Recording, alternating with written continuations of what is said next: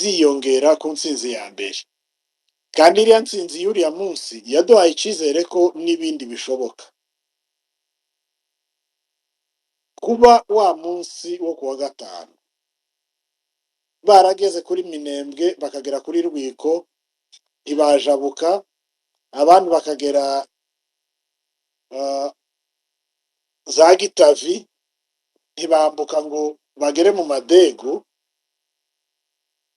Hariya ni ikintu gikomeye mu mateka yacu tutazibagirwa, ndetse na bamwe batemeraga ubuhanuzi twabwemeye. Simvuze ko ntabwemeraga, narabwemeraga kandi ndabwemera cyane, ariko noneho twabonye ubuhanuzi bumeze nka burya bwa ba Yesaya bw'abahanuzi bakuru n'abandi buvuga ngo Minembwe bazayirebesha amaso ntibazayikandagiramo, ariko Imana izigira bikoresha.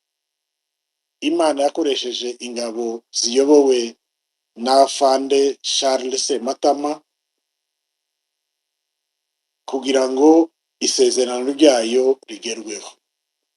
Kuba wa munsi umwanzi atarageze ku ntego ye, n'ibihe bikomeye abantu bagenda bacamo by'amadrone no kunyagwa no gusenyerwa no gutwikirwa imirima no kubisahura, wa munsi ukaba waraciyemo. N'uyu munsi Mikenke ikaba ivuyemo, ntiyavagamo yonyine, Rwitsankuku nayo ikaba ivuyemo,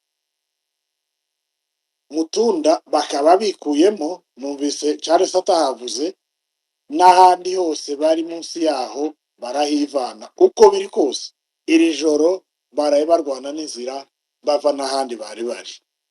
Turizera neza ko n'ahandi bari buvemo. Turashimira Madubu n'Intare cyane ku kazi keza bari gukora.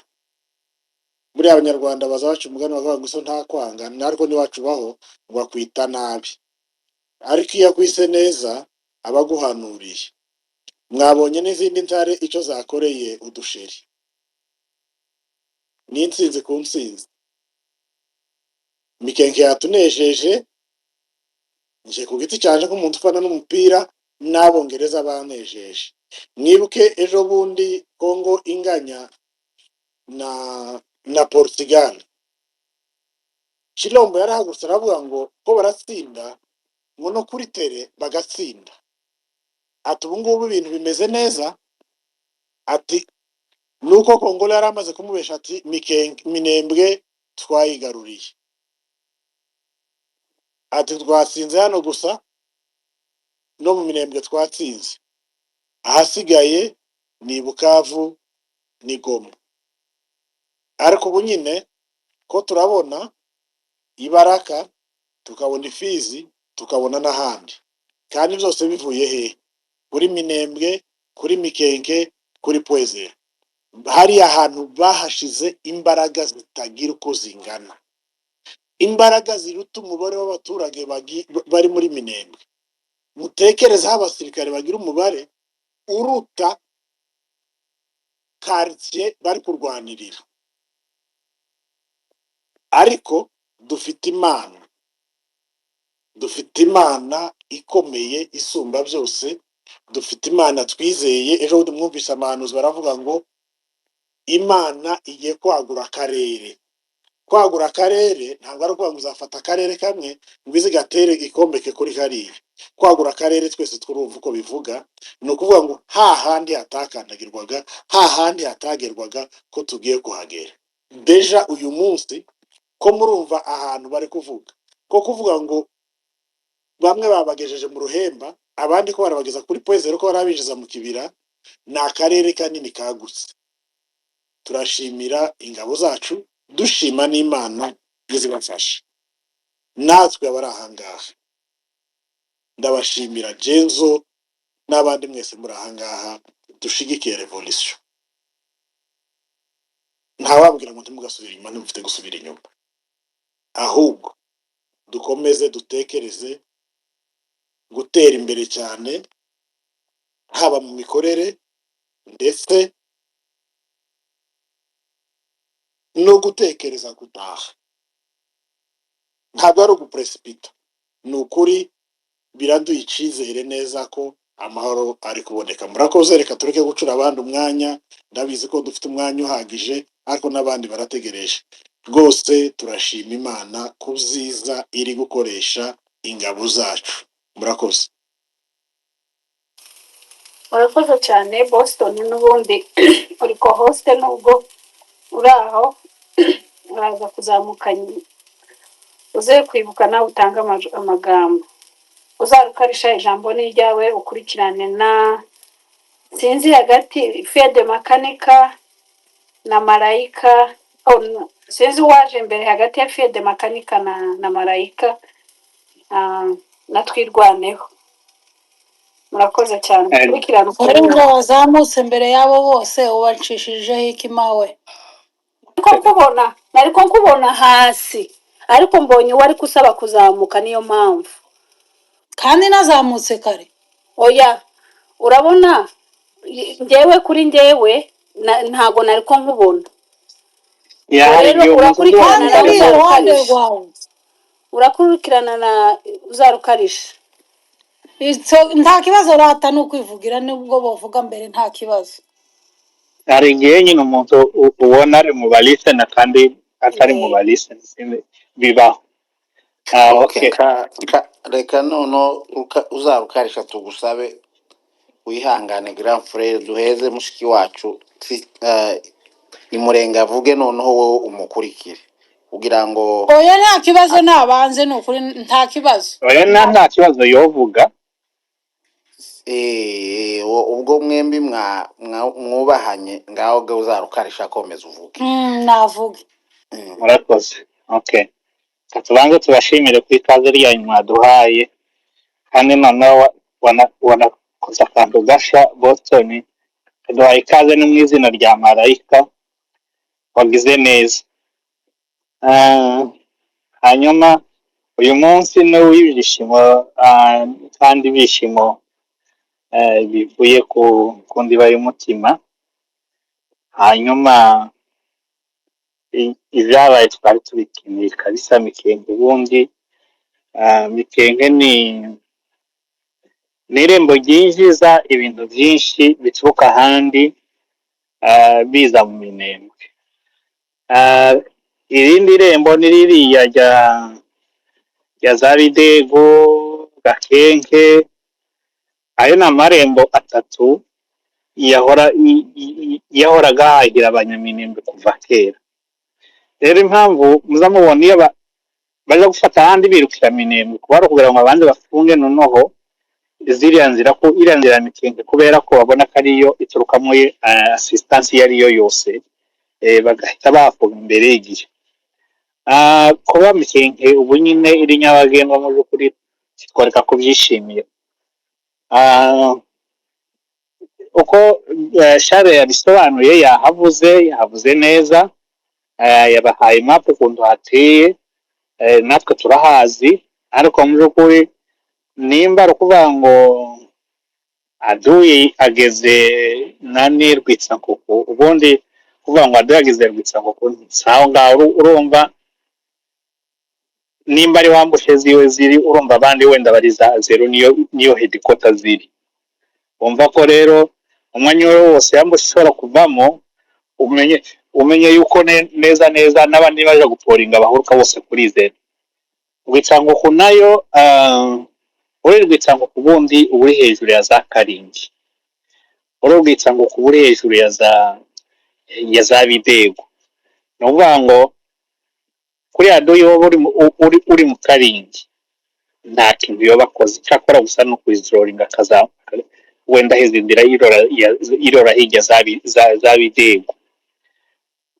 Bafashe Rwitsankoko ni ukuvuga ngo baba bafunguye Karingi, baba bafunguye Bidego.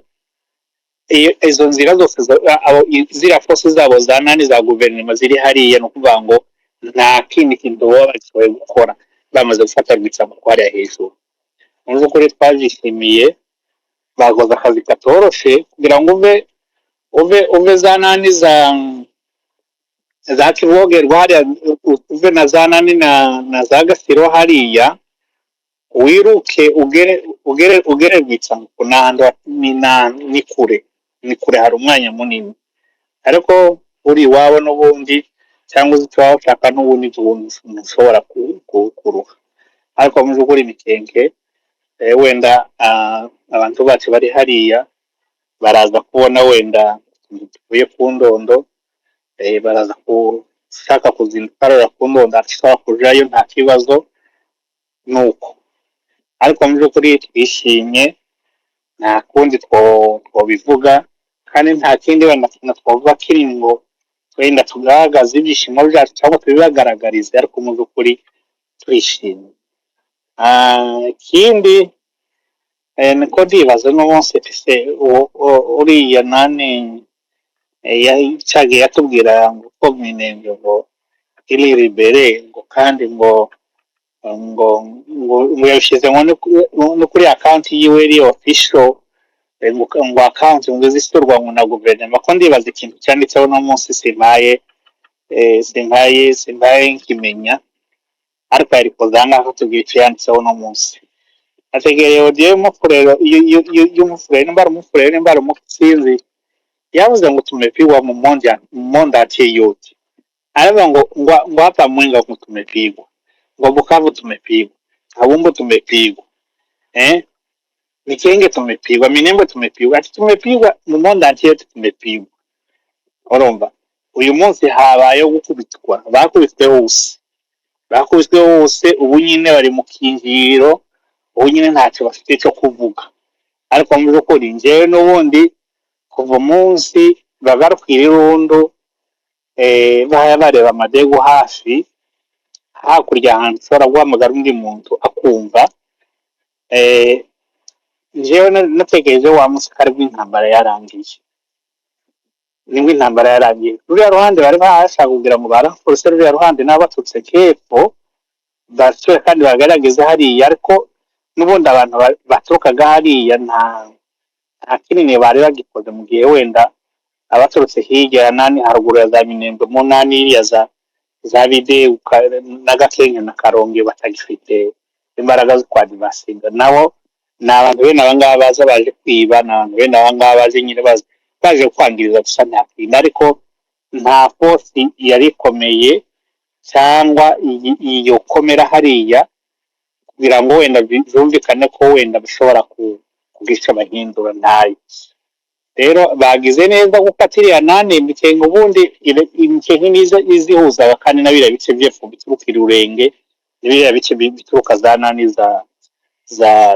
za Gikubu ni ukuvuga ngo biriya bice byose winuka za Mibunda winuka epfo za baza bagatambika bakaturuka za Rukombe bakazamuka bakarenga hariya ni ukuvuga ngo iriya yari inzira nyabagendwa yabo bavuga kuri zero bakaja mu Gikubu bakaja ahantu henshi ni ukuvuga ngo iriya yari inzira ndetse n'inani n'ihurizo ry'amayira menshi mu by'ukuri kuba hari ahantu habaye nyabagendwa mu by'ukuri babyishimiye reka tweza abandi babivuga ariko mu by'ukuri numva ngewe nta kindi kintu kirenze ni ukuvuga ngo wenda bigaragaze ibyishimo biri ku mutima wanjye ariko mu by'ukuri bakoze kuko Share yavuze ati wenda tweze rero nigira iki iba igihe nikigera ndibaza ko kizagera kandi ntabwo ari kure tuzagira icyo dukora mu by'ukuri usanga tubikora n'ubundi ariko kandi ntiturushe tuzakomeza dukore n'ibindi murakoze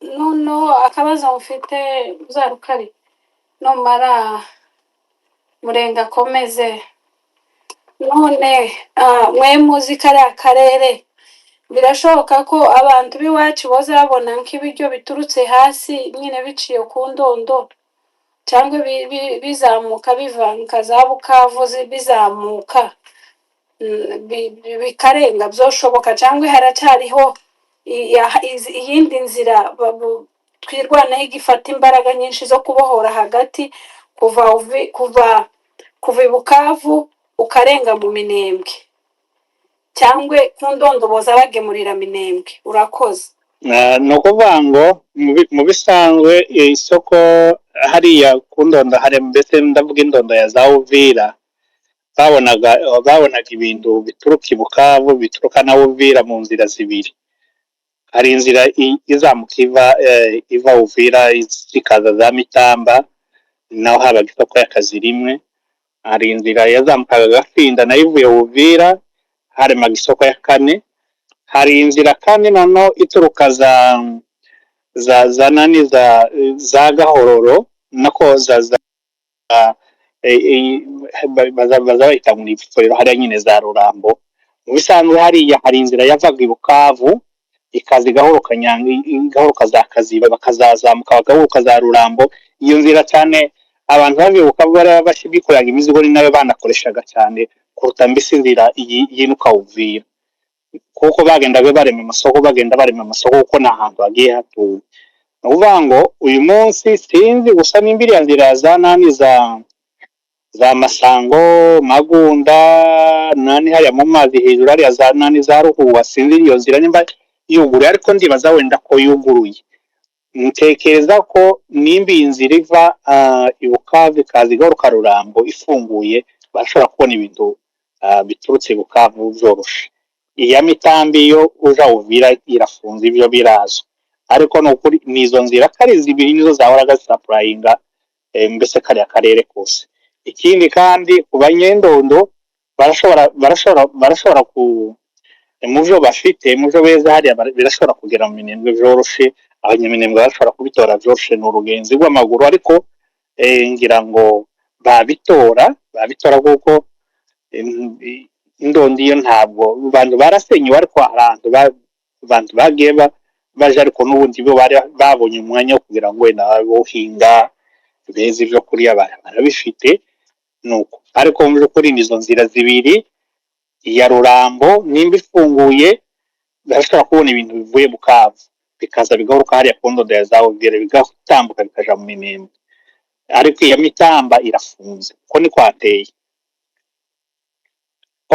Hari iyindi kandi yavaga nani hariya za Gipupu. Hari ukuntu ababembe bazamuraga ibintu bivuye mwenga bagakata amashamba bagaruka hariya za Gipupu bakaza bakarema hariya za Minembwe. Iyo nzira nayo wenda sinzi nimba Gipupu nyine irimo aduyi, ariko iyo itarimo aduyi wenda ari abantu babyumva neza bashobora nabo gusapurayinga Minembwe, nuko ni kwateye. urakoze cyane. kandi kabazo mfite ndaza kukabaza twirwanira cyangwa twirwaneho. Ijambo ni Murenge nako ijambo ni iryawe. Murenge ntawe mpambona, reka dushiraho Fiede Makanika akurikiraneho na Marayika na twirwaneho.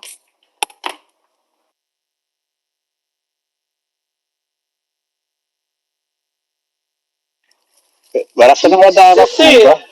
Fiede Makanika ijambo ni iryawe. Wankishaho umuntu umwe. Okay. Nari nkiri mu gasako arasoza nahabonye. Okay. Reka mvuge gatoya nanjye ndi mu kazi. Reka mbanze twumve umuntu ngiye guha naguha uruhusha. It's okay. Marai, unasikia? Kuna dada Hopa naomba kama nampa ya permission mwandi. Marai. Okay. Marayika ntabonetse ko babuze abantu bose ko babuze. Reka rero dushireho abahari. Reka muheze Hope uri mu kazi avuge gato, narangiza akurikirane na twirwaneho. Twirwaneho ngewe ndahari, ariko bari bavuze ko ari abandi bari imbere yanjye babanje bavuge. Oya nyine ntibabonetse. Murenge ntiyabonetse, Fiede Makanika ntiyabonetse, ni wowe wari ugezweho ukurikirane na twirwaneho, ariko Hope asabye ko mwomuha gahusha kubera ko ari mu kazi. ariko twebwe tuje nyuma turasaba ngo muduheze impuru ya mutubwira amakuru byagenze gute. Baraje bayakubwire. Mutubwire nyabo. Twirwaneho araza kubwira. Reka twumve Hope ongea mami. Murakoze cyane. Simfite amagambo menshi yo kuvuga, gusa no gushima Imana njyewe aho ngaho bavuga ni iwacu neza, mu Mikenke ni iwacu neza. Nishimye cyane ndabona ukuntu mbabwira. Hari umuntu wavuze, hari ahandi hantu narindi bakomeza kudisikasinga bavuga ngo bamwe bishimiye intsinzi ngo y'abakinnyi, nako ngo bari kwishima iyo Kongo iza gutsinda. nje ndababwira nta kwishimira intsinzi yabo, kubera kuko bashakaga kutwishimaho hejuru, ahubwo intsinzi tugomba kwishimira nuko mu Mikenke uyu munsi hariho basaza bacu, hariho ababyeyi bacu. Iyo niyo ntsinzi umuntu yokumva yakwishimira kuri uyu munsi. Ni ukuri Imana ishimwe yabikoze. Turishimye cyane. Hanyuma hari umuntu wari kubivuga ukuntu mu Mikenke hateye, naje nashatse kongeraho abantu batahazi. Mu Mikenke ni hafi ya Rwitsankuku, ni hafi gutya, ntabwo ari kure na Rwitsankuku na Pwenzero. Hanyuma irindi rembo ni irembo riva mu Gipupu, naho ni inzira imwe iva kuri Pwenzero ikaba igenda igashika mu Gipupu, kandi n'irindi rembo riva mu Mibunda. Mbese mu Mikenke ni hagati yo mu Gipupu, yo kuri Pwenzero, yo kuri mu Mibunda, iriya za Rugabano n'abava ku Ndondo. Aho hose ni ahantu hagati, inzira zifunguwe bashobora kubona ibintu zoroheje. Abembe bagize umutima mwiza wo mu Gipupu, abantu bo mu Mikenke babona ibyo bashaka. Ni ukuvuga ko mu Mikenke ari hagati y'ahantu hose. Rero Imana yabikoze ibyo ngibyo, turayishimiye. Njyewe uko nimuhira neza neza neza, Imana yakoze ibyo ni ukuri turabishimiye. Ntitwabona ukuntu twabivuga, tutabona ukuntu, sinzi. Imana ishimwe gusa yabikoze. Ntako gusa mukomeze, kandi turabashimiye abantu bazahora baza hano. Imana yo mu ijuru ibaha umugisha kandi bagirire neza. Murakoze, nsubiye mu kazi. Okay, reka twumve twirwaneho. Twirwaneho, ijambo ni ryawe, usobanurire Sasa ananikutai. Acha tu aseme hizo habari kisha utarudi kusema. Akimaliza tu na wewe ndio. Ni ukuri, ni amahoro, ni ukuri navuge. Reka marayika wanza avuge ntari. Sawa. Nuko hari abantu bashakaga ngo basobanurire ibyabaye. Wewe uko na mapu, wewe jisemeye. Mimi nikufurahi tu, wewe sema wewe mubona mapu. Mapu ko wagira ngo yahariya ndahazi neza, ndahazi ariko ntabwo ari cyane, sinahatuye, narahaciye gusa. Ngaho reka mvuge. Rero komeza. Ariko baraje nasekeje, nabyutse mbona video ya Sister Twigone. Ufite Sister Twigone ho ariko nashize notification y'ibintu iyo umaze gupostinga nkabibona, nibyo byambyukije, nasetse. Nabuze ibitotsi kuva ejo ndi gukurikirana amakuru, byageze nka saa 8 zibura gutya, mbona banditse ngo Mikenke tombe. Nimba ari amaverbe ajya nshimisha muri iyi revolution, ni amaverbe ageze nka ni nka 3 verbe: verbe libere, verbe avance, verbe tombe.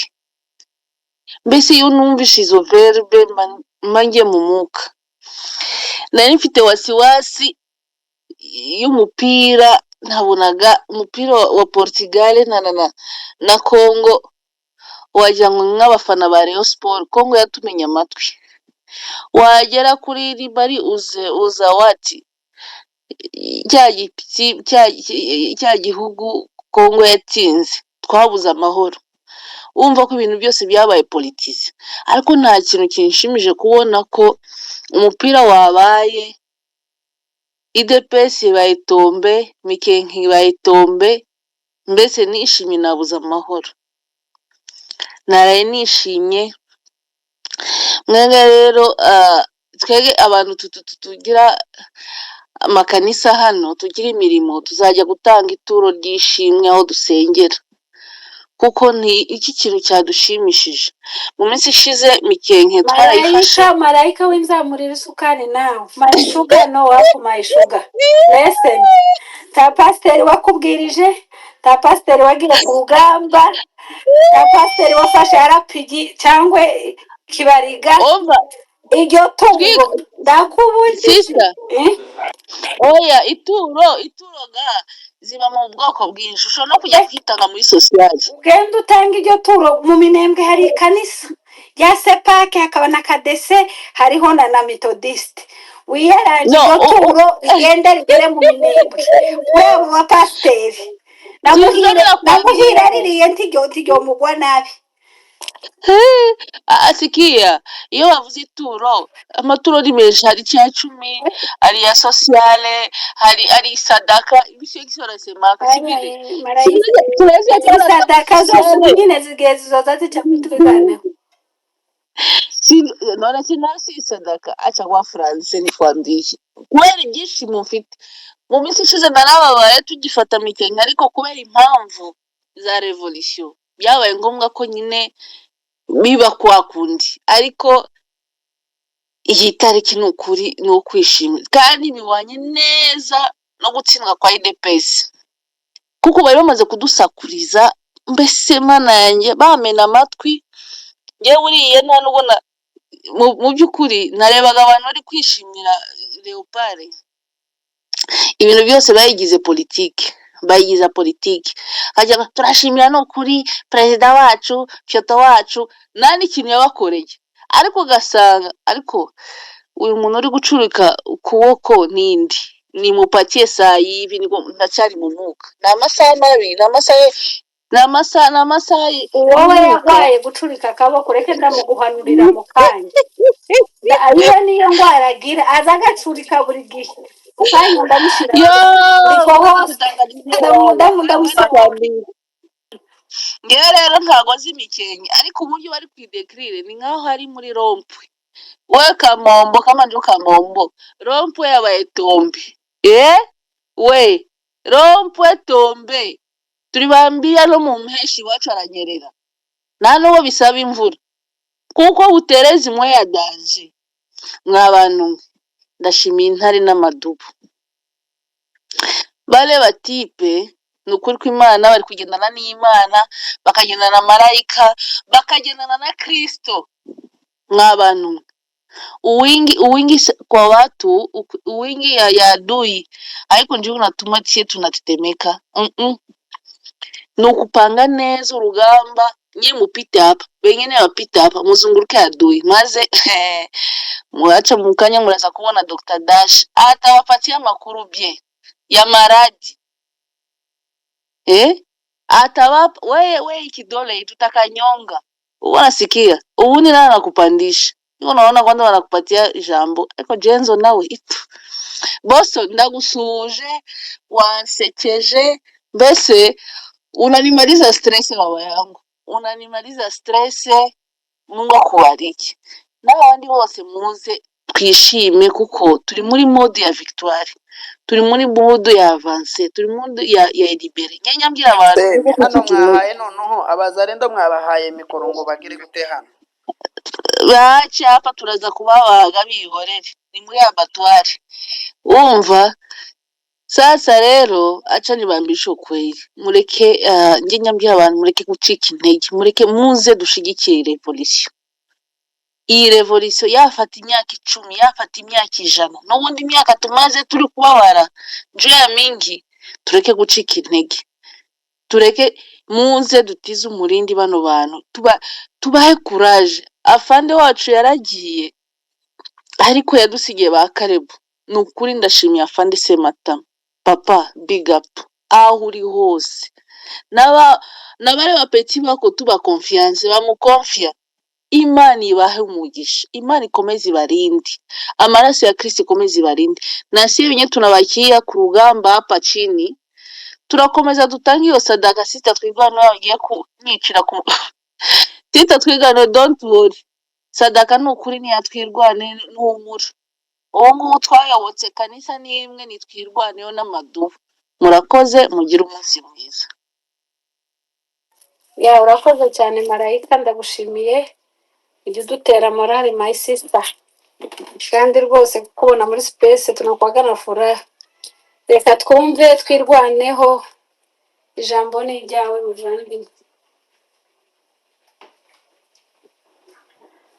sister marayika ko abaye bref noneho uzamugendekeye gute Oya ye. Erega na ukisema sana watu wanachukaka. Tuko mumudu kwanza ya Victoria. We sema. ndio wakati ya kuongea. Mhm.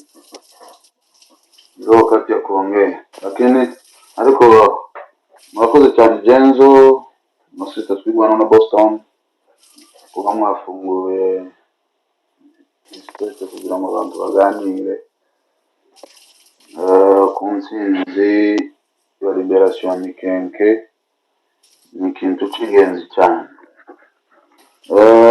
Kuribera uduce ni byiza cyane, ariko muri utwo duce ndatekereza ko tugenda turutana importance, agaciro katwo. Donc kuko yaba Charles na Madu Zarukarisha babivuze, Mikenke ni ahantu hari strategique cya mbere kuri point ya gisirikare. Ikigira kabiri ni inzira, ni couloir ihuza Minembwe na reste ya Plateau. Reste ya Plateau guhera za Kaziba donc Bukavu na Uvira na abantu bose baturutse aho hose bategerezwa guca mu Mikenke kugira ngo bagere mu Minembwe. Nicyo bituma ari ahantu h'ingenzi cyane cyane. Noneho muri iki gihe cya crise abantu batari bafite ivyankenerwa bya buri munsi, rero Mikenke kuba ibaye free ni ibintu wenda bitabuzaboneka 100%, ariko iby'ingenzi bizaboneka kuko abantu bazoba bari free kuva ku ndondo kuza mu Minembwe bitagoranye nk'uko byari bimeze. Nicyo bituma ari ahantu h'ingenzi cyane.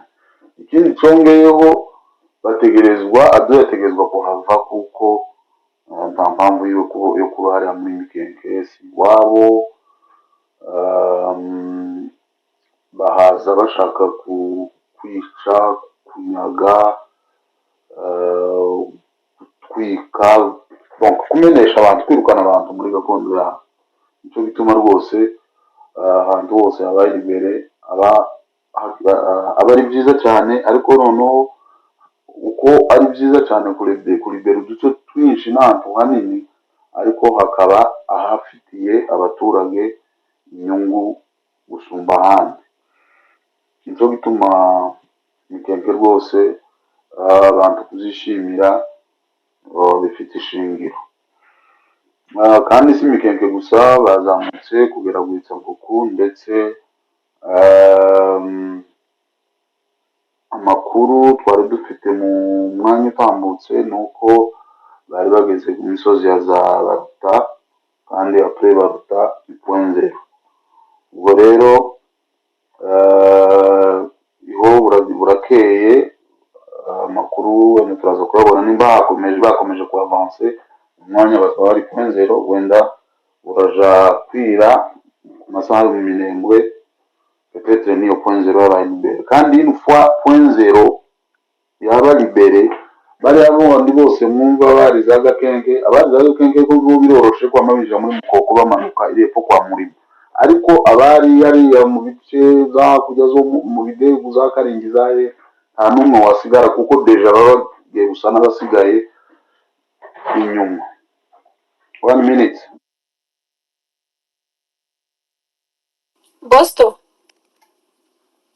Boston Sister twirwaneho. komerezaho twirwaneho, aragiye kurikizaho. ese nagarutse. Okay. Fie de makanika sawa ngaho. Ngezaga ndangiza nanone mpanga umwanya. Okay, sawa Okay. Kandi reka ndahita bref. Ni ukuvuga ngo ahandi hose hari aduyi baramutse bageze ku musozi wa Baruta basatira point zero, nta duyi usigara hariya kuko deja baba turutse inyuma kandi bamuri hejuru. Ni ukuvuga ngo zose niyo tutaramenya amakuru nimba koko bageze ku musozi wa za Baruta, aduyi wundi wari hariya za Rubemba na za Hehe ubwo nta gihari, bose batangwamwe no kuvuga ngo barenge point zero uka contraire baba basigaye inyuma voire meme ko hagati kandi abacu ngaho deja baba bagiye babaturutse hejuru nta musirikare waguma tegerezwa kuhava ukagenda bagasanga abandi point zero wenda akaba ariho bahuriza imbaraga zabo uka contraire baba baciyemo kabiri kandi ntabwo byobagwa neza cyane cyane aba basigaye muri ibi bice bazarwemba no muri ya yindi mihanda bagiye bafata. Rero bavandimwe abantu kwishima ni ukuri ntabwo biba bivuye ku busa. Uno munsi nimba mwakurikiranye igisirikare cy'u Burundi nabo bari bafite fete ya independance, mba mwabikurikiranye mwabonye ingabo berekanye zabo za karabutaka, abagwana nijoro b'abakomando bakoresha ama vision night, mwabonye abakomando batibutse bava mu ndege bagwa muri stade, baza no kwerekana ibikoresho by'imbunda zikomakomeye bafite mu Burundi, byerekanwaga na ababikomantaga ni Gaspard Baratuza, je pense n'uriya wundi uvugira polisi nimba ikurikiye uvugira igipolisi, berekana nyine ngene igisirikare cyabo gikomeye gifite za blende, ari igisirikare gitumwa ko ngo mu rwego mpuzamahanga, donc igihugu kirarinzwe, ni igisirikare gikomeye rwose bagihayagije mu buryo bwose bushoboka. Kandi urebye amablende bari bafite yego n'aya kera bonyine babyivugiye ngo ariko ngo bafite ngo n'iby'ubu ngo nubwo batabyerekanye ngo bafite n'ibindi bigezweho, ariko n'ibyo bya kera harimo za BM 40 baro, harimo za BM 21, harimo za Gatyusha 12 Canon umugani wabo, harimo nyinshi zitandukanye. Izo zose ni imbunda z'igisirikare cy'u Burundi kandi izo nizo bajana kurasa iwacu, ariko kubazibonye tukaba rero dushobora kubasubiza inyuma niba bashaka baba batarazijanye, ariko ari igisirikare cy'u Burundi ni ukuvuga ngo twatsinze biriya bikoresho byose bafite bari abarundi berekanye iwabo, dushobora kubikubita tukabisubiza inyuma kuko tukabyirukana iwacu kuko ari iwacu. Rero abantu bageze kuri iyo ntambwe bagasubiza duyi inyuma n'uburyo yari yatesheje amahoro n'umudendezo abaturage ba Minembwe, intare n'amadu bakaba bashoboye kumusubiza inyuma. Rero icyo ni ikintu keretse nyine umwanzi w'ubwoko niwe utocishimira, ariko ku muntu barabaranye n'ubwoko bwacu bugize imyaka yose mu ntambara, niyo yoba ikilometero kimwe cyangwa na santimetero imwe adu yasubiye inyuma, haba hatanzwe ibitambo, haba hatanzwe imbaraga, haba hatanzwe ibintu bihenze. Rero ibyo byose bishize hamwe mukabona mugeze ku ntsinzi uko yaba ingana kose, ni ikintu kiba gikomeye kandi cyo kwishimirwa.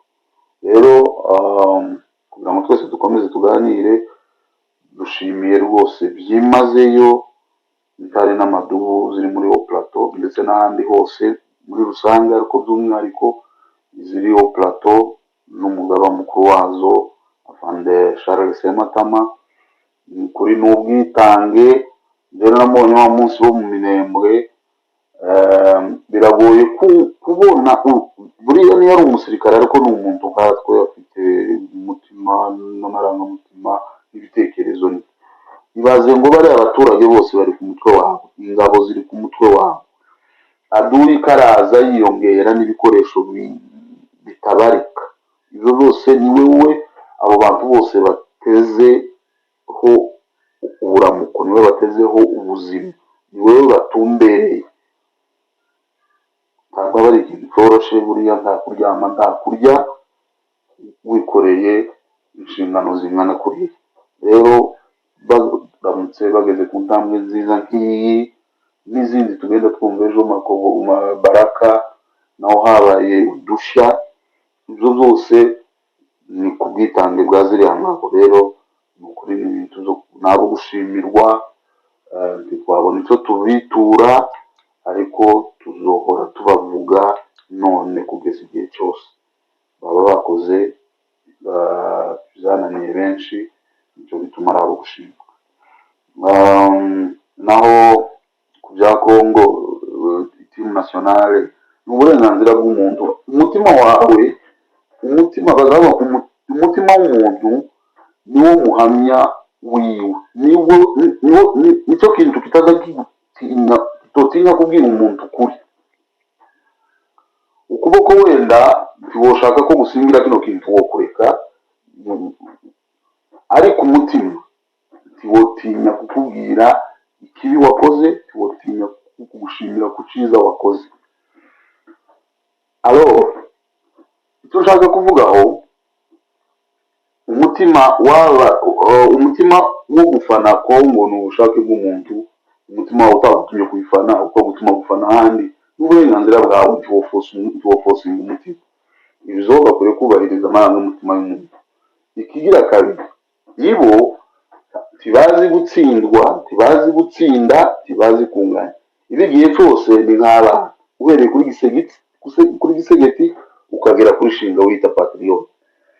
Baranganya, ari gisegeti agaserebra, shinga agahositinga amasipesi ngo batsinze. Batsindwa bagahositinga ngo batsinze. Uyu munsi babaye elimine, baraserebre ngo batsinze. None se wowe udashoboye kujana nabo muri yo ritme, abishima batsinzwe, wowe ukumva utokwishima habaye gutsindwa, ngo ibyo umuntu ngo abizire ngo manye utanditse. Umuntu udafana Leopard gusa umukongomani, uko ico akumva nyine kirabaye, utafanye Leopard iwa mwambuye ubwenegihugu, kandi akumva abivuza ari fieri, abamutegera bakumva avuza ijambo rizima. No, umuntu afite uburenganzira ku marangamutima ye, kandi habaye gutsindwa sinoza kubesha umutima wanje ngo habaye gutsinda, habaye gutsindwa, oya ntibikunda. Ngo kandi bo ngo ntibari baje ngo bakeneye igikombe cy'isi, niko numvise umwe avuga. None se mwakigendeye mwiki? Mwari ko muva biriya vyuya byose vyiki mudafite guhatanira igikombe kiri imbere yanyu? Donc icyo babivugira kuriya nuko babaye elimine, ntibagende bisure basubire iwabo basange Ebola niyo iriyo mu bice biri libere. Mwumvishe ko yabaye maîtrisé ku bufatanye bwa Dr Kanyiki na ekipe yiwe. Ebola ikiri mu bice byabaye libere, gusa haracyariho menace kuko abantu baracava mu bice bitaraba libere, kandi yo amamezi irafatwa yo kuyikumira. Urugamba rwa Ebola rucakomeje, ariko gisegeti abahungu be bagenda bamusangeyo, umusange Kinshasa nta kundi bihangana. Murakoze cyane kandi munihanganire ku mwanya murimo kuba.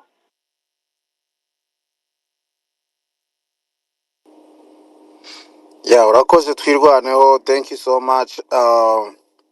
Rero nagiye ngira ibyo bibazo bya internet nyine kubera gukomeza kumpamagariramo, bituma nta umurongo, sinzi ngo ninde wavuze, sinzi ngo ninde utavuze, ninjiraga nkongera ngasohoka, kinjira nkongera ngasohoka. Rero so sister Twirwaneho, mbe hafi umfashe kugira ngo hatagira umuntu nima ijambo cyangwa se ndiha abandi inshuro zibiri abandi bataravuga. Wenda hari nta n'ikindi turi hano, ntabwo tubaye dushaka kuvuga ibindi birenze, ngira ngo ni ukureba gusa hano hejuru uko byanditse. Ni nkaya ngo ni Mose yamanitse ku giti abwira abantu ngo nimwubure amaso muyirebe, yahindutse inzoka. Hanyuma rero abantu barinangira banga kuyireba, bamwe bicwa n'isumu, ariko abubuye amaso bose bamenye icyari gikenewe. Abubura amaso bose barebe hano hejuru kugira ngo babashe kubona insanganyamatsiko. Mwakiriye mute intsinzi ya Mikenke M23 n'Amadubu cyangwa se Twirwaneho? Ubwo rero intsinzi nta n'ikindi ni ukuyishimira. Sinzi niba idubu ryo ku mitima yavuze, nimba utavuze ufungura mic.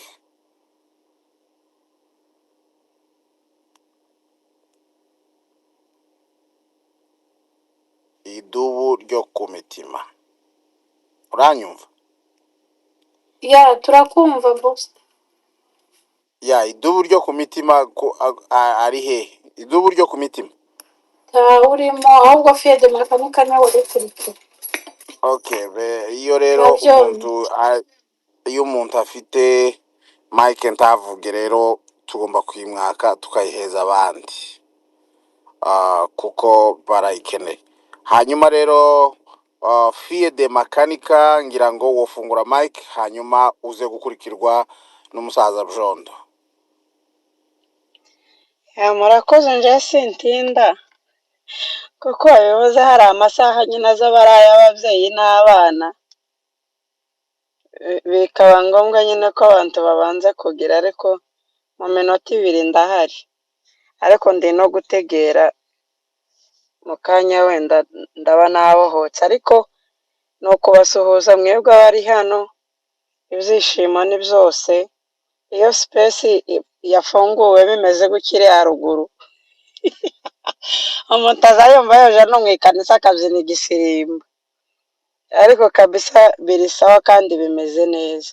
Ikibazo babajije na tayito iri hano hejuru kabisa nta kundi twoyakira, biba byaturenze. Ubushize bari bayifashe bayivamo, hari undi mushuti wanje nawe irindi dubukazi naryo yabonye na postinze akavideo ndi iririmba iriya ndirimbo Mikenke Tombe, arambwira ati nanjye nakoze challenge ariko njewe kera nayikuyeho. Tese uyikuyeho uruke? Ati Mikenke bayisubiranye. Ndamubwira nti ariko warasaze.